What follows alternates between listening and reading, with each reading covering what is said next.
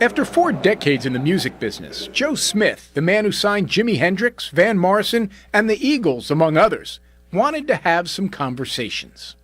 The idea was to put on tape the voices and the feelings of some of the greatest musicians and music figures over the years, as many as I could get to.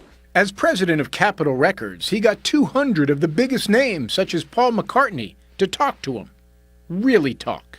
And Sgt. Pepper owes a lot to drugs, to pot and stuff. That was us getting into that. It was rather innocent. Compared to what you talk about these days, it was very innocent. It was never seriously heavy stuff. How hard was it to get them to talk? I was an insider. I was part of the business. Smith got raw candor from rock and roll pioneers like Bo Diddley, talking about his own death. I'm worried about when my booty kick off. Will anybody know it? Will anybody notice it? That's something to think about. You know? Will anybody notice when Bo Diddley ceased to exist? And if I stay here, I got to get old. And if I get old, I got to die. I feel good. Imagine the hardest working man in show business letting his vulnerable side show. When did you feel that you really had it made, that you were going to make it on your own? I never got it made. No? No one has it made. What was your favorite, if you do have a favorite moment from everything that you are now giving to the Library of Congress? Is there one?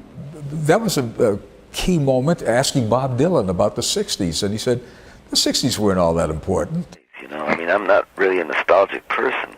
I just don't buy into the 60s thing like a lot of people seem to do.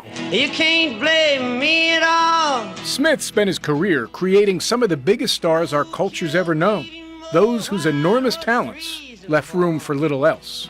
But to make room, out goes gratitude, out goes any sense of civility, out goes, you know, that they are different. They're not like you and me. They're not like you and me. And because Joe Smith wants to share what our icons told him, we now get to hear their real voices. Jim Axelrod, CBS News, Washington.